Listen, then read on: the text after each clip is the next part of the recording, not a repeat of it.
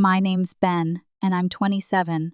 I thought I had my life pretty much together. Good job, decent apartment, the usual. Then, 3 days ago, everything exploded. It started with a damn Instagram post. A girl, my sister's friend, someone I've never even met face to face, accused me of getting her pregnant. 6 weeks along, she claimed. Her name is Chloe, and she posted a picture of a positive pregnancy test, tagging me in it, accusing me of being a deadbeat dad. My jaw hit the floor. My first thought was that this had to be some kind of sick joke. Then my phone started blowing up. My sister, Sarah, calls me, absolutely livid. Sarah's 22 in college, and Chloe is her roommate, her best friend. Apparently, Chloe spun some elaborate fantasy about how I'd slid into her DMs, charmed her with some smooth talk, and flown out to see her a couple of times for secret rendezvous. Now that she was pregnant and decided to keep the baby, according to this fantasy, I'd ghosted her, deleted all the evidence, and was trying to pretend it never happened. Sarah was buying the whole thing, hook, line, and sinker.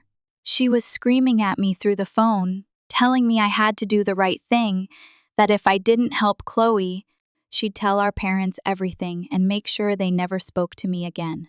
Everything? I asked, but the words were lost in the noise. I tried to explain, to reason with her, but it was like talking to a brick wall. Chloe had apparently planted this whole narrative so deep in Sarah's head that nothing I said could penetrate it. I hadn't met Chloe in person, I told her. How could I possibly be the father? The whole thing was insane. I even suggested a paternity test. That just made things worse. Chloe, according to Sarah, found the suggestion deeply offensive, an insult to her dignity. My sister, for years my best friend, was suddenly treating me like I was the enemy. She was acting as though I had betrayed her, betrayed Chloe, and betrayed the sanctity of motherhood. It was insane. I ended up blocking her number. I couldn't deal with the constant barrage of accusations and guilt trips. I felt trapped, helpless. I didn't know what to do. It was my word against hers, and Chloe, the girl I had never met, had somehow completely won over my sister. Then a message landed in my Instagram inbox from a guy named Mark. He claimed to be Chloe's ex-boyfriend. I almost ignored Mark's message. I wanted nothing to do with Chloe or anyone connected to her. My first instinct was to block him and scrub him from my life, but something in his message tugged at me. He claimed he wanted to help. He started off with apologies for reaching out and admitted he knew he was a random internet stranger. But he went on to explain that he knew Chloe's situation, that he knew she was pregnant, and that he suspected she was trying to run some kind of scam. He then included a photo of the two of them together at a bar, sitting side by side and kissing. That's when I knew he was who he said he was. I felt a flicker of hope. Desperate, I decided to take the risk and hear him out. I figured I had nothing to lose at this point. He told me a wild story, one that made my stomach churn. Apparently, Chloe had tried to baby trap him a few weeks ago. They'd been together for 6 years, he said. Then, she cheated on him with some guy she met on a dating app. A few weeks later, she announced she was pregnant and pressured him to marry her, claiming it was his baby and that she was keeping it. Mark, thankfully, had found out about the dating app and the one-night stand, and he dumped her. Now, no one knew who the father of Chloe's baby actually was. The dating app guy was gone, a tourist passing through, and Mark had bailed. Mark then shared that he suspected Chloe was targeting me because I had a stable job and seemed like a good catch. Plus, according to him, Chloe had mentioned me to him before, saying she thought I was cute, which made my skin crawl. I learned from Mark she was pretty desperate, so she had picked me to try to trap. The pieces started falling into place. It was a crazy, desperate plan, but it made a sickening kind of sense. She must have been banking on my sister's loyalty and my family's reputation to pressure me into doing what she wanted. Hearing Mark's story was like being punched in the gut, but it also armed me with something I desperately needed: the truth. I asked Mark if he had any contact information for Chloe's parents. He hesitated, said they were very strict and conservative, and that he wasn't sure if involving them was the right thing to do. I didn't care. I was done playing nice. This was my life she was messing with. He gave me their number. I thanked him, feeling a strange mix of relief and dread. I knew what I had to do. That evening, I called Chloe's parents. The call to Chloe's parents was one of the hardest things I've ever done. I laid it all out, every detail, from Chloe's Instagram post to Mark's story about the baby trap. I didn't sugarcoat anything. I told them about the cheating, the paternity test refusal, everything. They were shocked, speechless.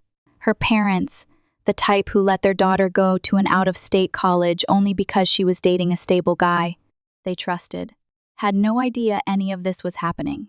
I could hear the devastation in their voices as I spoke. They thanked me, apologized for Chloe's actions, and hung up. I didn't hear anything for hours. I paced my apartment, my nerves frayed. I knew I'd just dropped a bomb, and I was waiting for the fallout. Then my phone buzzed. An Instagram message from a burner account. It was Sarah. She was screaming at me, telling me I'd ruined Chloe's life. Chloe's parents were furious, demanding she either come home immediately and drop out of college or face being cut off financially. Sarah accused me of being a monster, a misogynist, for not being civil and discussing things with Chloe before going to her parents. She claimed I'd deliberately gone out of my way to be a jerk, to destroy someone's future. My blood ran cold. My own sister was accusing me of ruining someone's life, someone who was actively trying to destroy mine.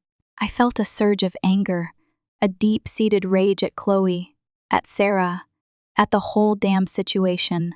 I tried to be reasonable, to explain, to reason. I'd been met with lies and accusations.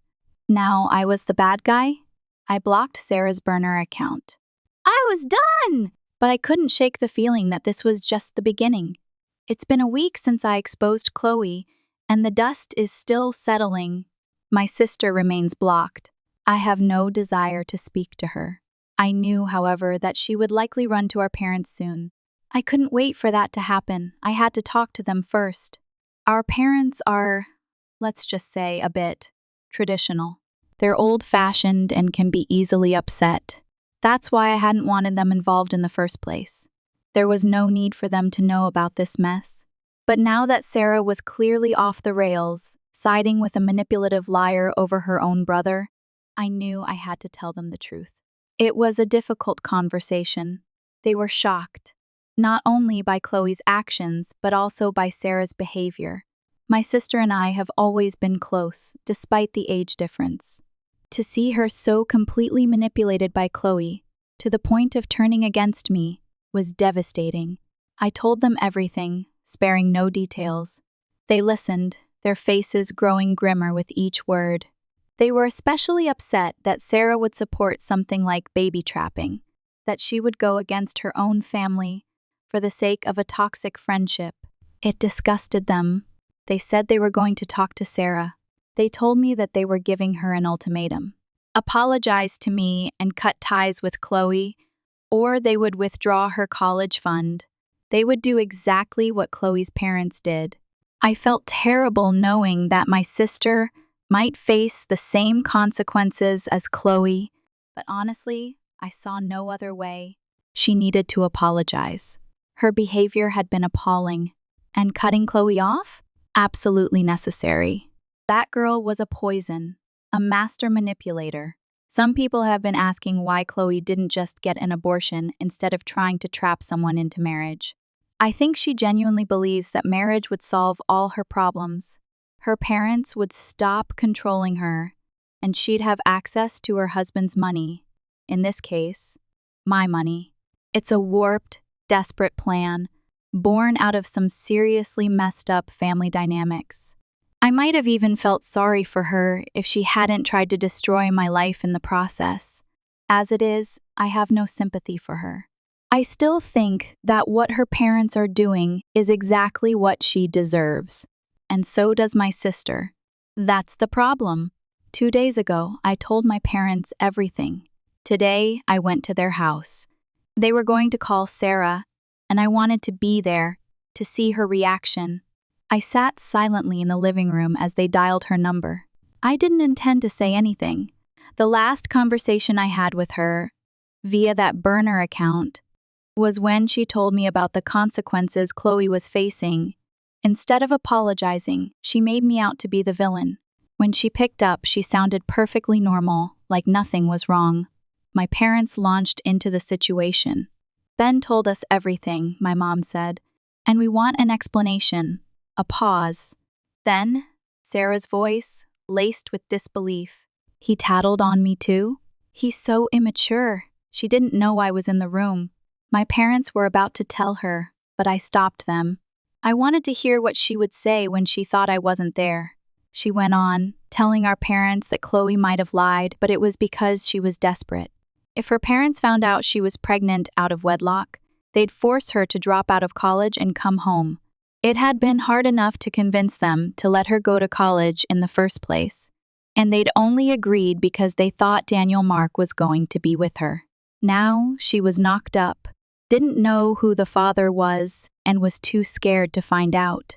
She couldn't terminate the pregnancy because she was completely dependent on her parents and couldn't ask them for money.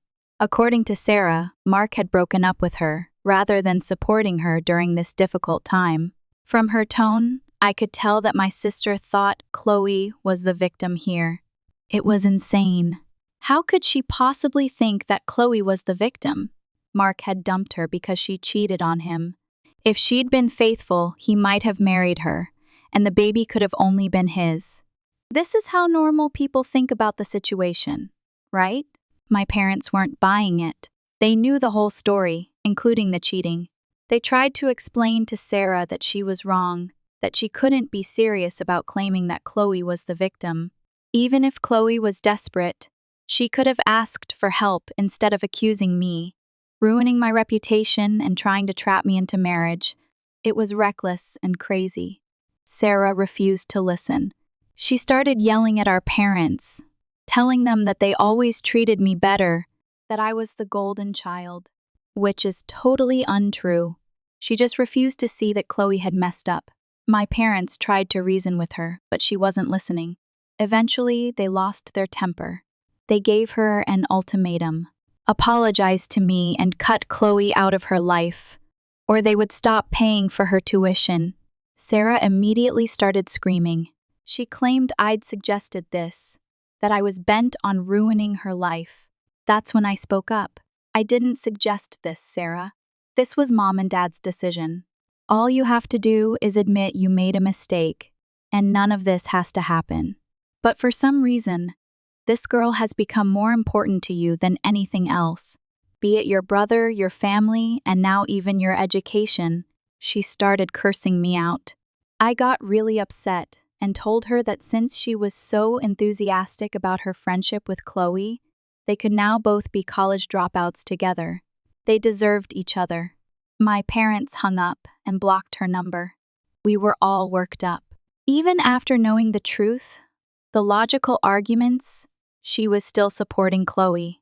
Earlier, I'd been having second thoughts about telling her parents, but now I knew I'd done the right thing. No matter how controlling they are, Chloe deserves people like that in her life, because she's not a good person. It's crazy, and I don't understand how my sister turned out like this. She used to be normal. This Chloe girl has done a number on her. My parents and I have accepted it. I just hope that she comes to her senses, or she's going to ruin her future. I don't care about what Chloe does, but I don't want my sister to end up in the same boat.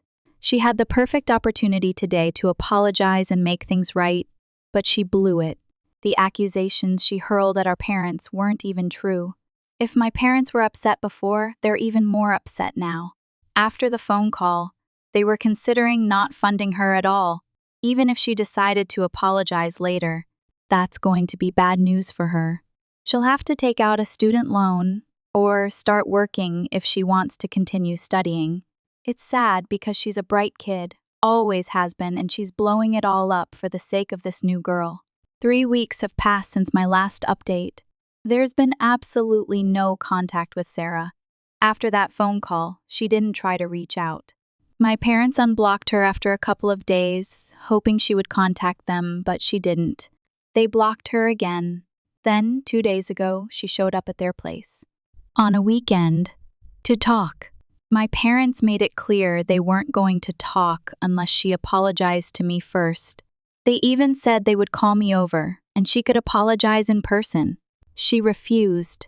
She said she wasn't apologizing to me because I had ruined Chloe's life. Chloe had to leave college a couple of days after I called her parents. She had to go back home. Since then, she hasn't heard from her. She doesn't even know if she's all right, or if she'll ever be able to finish her degree. Sarah then started crying, saying that I was a misogynist who didn't care about anyone but myself. That even if Chloe had been lying, I should have spoken to her, tried to understand why she was doing this, instead of being so vindictive and taking it up with her parents, knowing it could ruin her life. I don't understand how this is a feminist issue. Chloe's parents don't trust her and want to control her life? That's terrible, I get it.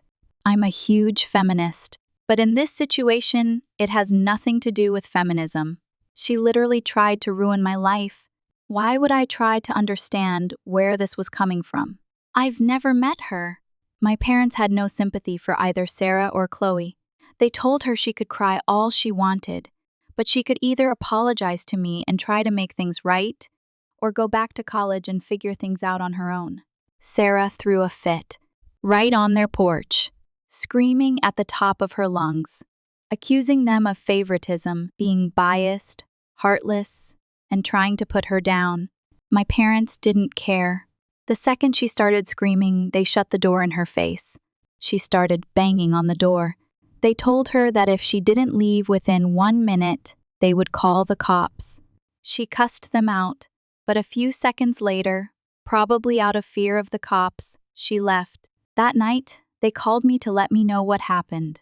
I was happy with the way they had dealt with the situation. But the next morning, she showed up again.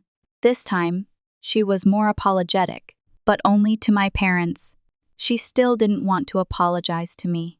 She kept telling our parents she was ready to do whatever it took to get them back on her side, just not apologizing to me, because she didn't think I deserved it after what I had done to Chloe.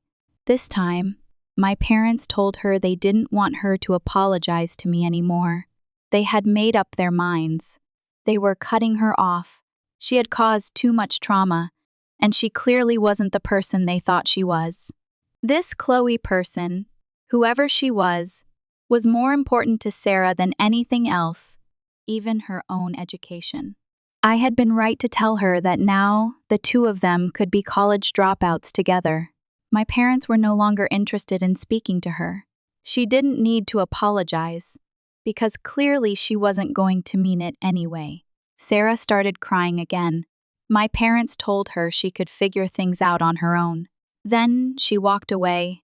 That was it. Right now, we don't know what she's doing. I hope she's safe. That's the only thing I can do. She shut us all out and screwed up her relationships. It's her own fault. She should have seen this coming. I feel sad about how this has all worked out, but I think my parents did the right thing. She's too far gone. Unless she realizes that she's messed everything up, there's no talking to her. It's been 3 weeks since my last update. Today, we finally heard back from Sarah. She sent us all an email. She's back in college. She managed to convince some senior friends who have graduated and have jobs to co-sign a student loan. She's working too. She wanted us to know that we had all failed her. She apologized to me. She said that maybe she wasn't completely right, but what I did was still a terrible thing to do because it ruined someone's life. Since Chloe won't be coming back anytime soon, her apology means nothing. It's obvious she's figured out a way to get by on her own and is just trying to make us feel guilty. It didn't work. Our parents and I don't feel particularly bad about what she's going through. She brought it on herself. It's sad how the situation has turned out, but we can only move on. My parents and I are keeping in touch. more frequently than before. I think this has brought us closer. I wasn't the golden child before, but I think I definitely am now. I don't know how long my sister will be shunned, but for now, this is the only solution. A few months have trickled by since Sarah's email. The drama, surprisingly, has subsided. The deafening roar of accusations, ultimatums, and shattered trust has faded into a low, mournful hum. It's the kind of sound that reminds you something is broken, even if you can't quite put your finger on what it is. Life has, in many ways, returned to normal. I go to work, I hang out with friends, I even started seeing someone new. My parents and I have built a stronger bond. We have dinner every Sunday, and they call me just to check in a few times a week. It's nice in a way, but there's always a vacant seat at the table, a lingering sense of absence that refuses to be ignored. I haven't spoken to Sarah, and I don't think my parents have either. The email was her final word, a defiant declaration of independence that severed the last threads connecting us. Sometimes I find myself wondering how she's doing, if she's managing okay, if she regrets anything. But I quickly push those thoughts away. She made her choice. Chloe, I hear through the grapevine, is back home with her parents, dealing with the fallout of her actions. I don't know what's happening with the baby, and frankly, I don't want to know. It's a chapter of my life I'm trying to bury deep, but there are echoes, reminders that the storm happened, that it left its mark. I still get occasional messages from random people online, some sympathetic, some accusatory, all curious about the baby daddy drama. I ignore them, block them, and try to forget they exist. The hardest part is the knowledge that my sister, someone I loved and trusted, was so easily manipulated, so willing to believe the worst of me. It makes me question everything I thought I knew about her, about our family. I don't know if we'll ever reconcile, if we'll ever be able to rebuild what was lost. Maybe, with time, the wounds will heal and we'll find a way to forgive each other. But for now, there's only silence. A silence that speaks volumes about the fragility of family, the power of manipulation, and the devastating consequences of lies. And me? I'm left picking up the pieces, trying to move forward, knowing that a part of me will always be haunted by the ghost of a baby that never existed. Sometimes at night, I dream about Chloe, about Sarah, about the Instagram post that started it all. I wake up in a cold sweat, my heart pounding, feeling like I'm drowning in a sea of lies and accusations. And then I remember that it's over, that I survived, that I'm still here, but I'm not the same Ben I was before. The experience has changed me, hardened me. I'm more cautious, more skeptical, less willing to trust blindly. Perhaps that's the biggest tragedy of all. That in trying to protect myself from a lie, I lost a part of myself, a part that I may never get back.